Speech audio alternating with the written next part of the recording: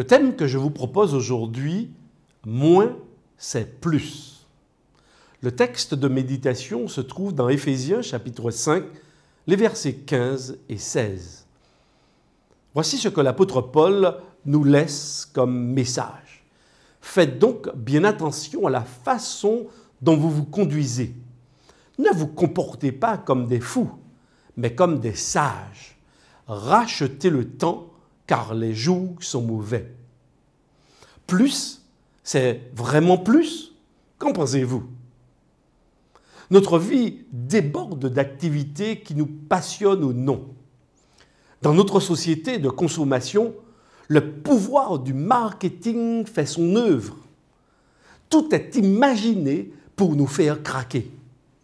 Nous sommes tentés de suivre ce mouvement, ne serait-ce que de loin. En même temps, nous aimerions avoir une vie engagée avec Dieu. Nous voudrions toujours posséder plus pour rêver à un certain confort et à des réalisations terrestres. Nous essayons donc désespérément de trouver un équilibre entre notre désir de servir Dieu dans la joie et profiter des moyens offerts par la société. Un tel état d'esprit conduit parfois à nous tromper nous-mêmes. Nos ambitions humaines ne doivent pas prendre le pas sur notre relation avec Dieu auquel nous sommes attachés. Ne nous berçons pas d'illusions. Notre marche vers Dieu devrait trouver sa place librement au-dessus de tout. Nous ne pouvons pas tout avoir. Il est impossible de se satisfaire en même temps des charmes offerts par notre société et des grâces divines. Ce serait une erreur fatale. Cette forme de pensée affecterait notre esprit et notre communion avec Dieu. Dieu veut être le premier dans nos pensées, étant notre modèle de vie, influençant nos choix et notre manière de vivre. Appliquons-nous à réduire certains de nos projets susceptibles d'affecter notre santé physique et spirituelle pour le laisser mieux nous accompagner et demeurer en nous. En ce monde où le mal semble plus que jamais vouloir parasiter une plénitude de vie avec notre Créateur, libérons-nous de toutes choses.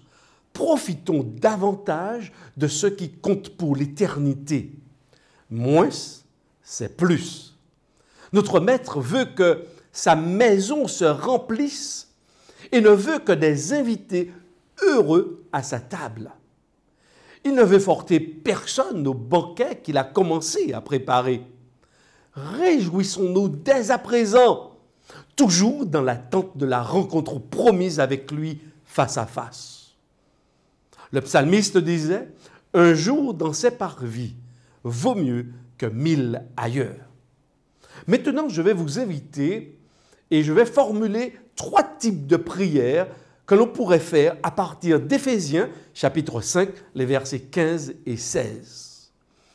Regardez donc attentivement comment vous marchez, non comme des imprudents, mais comme des sages, en tirant le meilleur parti possible du temps, car les jours sont mauvais.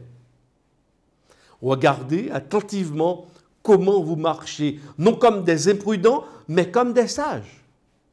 Dieu, dans notre détresse, nous recherchons ta grâce et tes provisions. Nous avons rempli nos vies de trop d'activités et de distractions. Nous avons besoin d'une réforme, d'une purification, d'une redéfinition des priorités pour des choses qui comptent vraiment. Enseigne-nous ce que signifie vivre moins pour pouvoir nous concentrer sur ce qui compte le plus. Nous désirons être sages avec la sagesse d'en haut. Guide-nous, nous t'en prions. Amen. Précieux Jésus, tu disposes de planning parfait et tu sais ce qui doit être dit et fait à chaque moment de l'histoire. Merci pour ton ministère accompli avec régularité en ce monde. enseigne-nous comment utiliser au mieux notre temps pour toi, et en particulier dans ce contexte du temps de la fin. Révèle-nous là où nous perdons notre temps et donne-nous la victoire sur les choses qui prennent trop de place dans nos vies. Amen. Dieu, nous comprenons que la fin du monde est imminente. Les signes sont partout autour de nous. Pourtant, nous nous laissons parfois distraire par nos occupations et nos tromperies au point d'oublier que nous sommes au bord de l'éternité.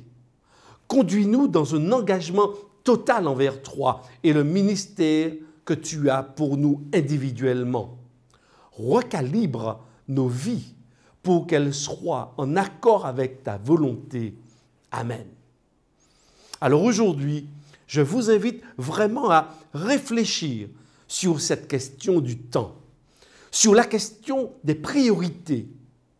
Et je crois que si nous prions sincèrement Dieu, alors il répondra et nous permettra de gérer nos plannings, d'organiser notre vie et de nous focaliser réellement sur sa personne et sur sa mission. Prions ensemble. Seigneur, notre Dieu, aujourd'hui, tu nous as interpellés concernant la proximité de ton retour, concernant la réalité du monde dans lequel nous vivons.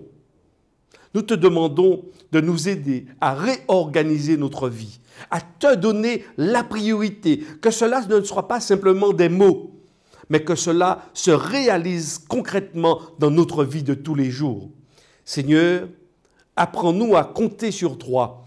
Apprends-nous à être satisfaits de la relation que nous avons avec toi et remplis chaque jour notre vie d'un peu plus de toi. Oui, merci, nous t'en prions au nom de Jésus. Amen.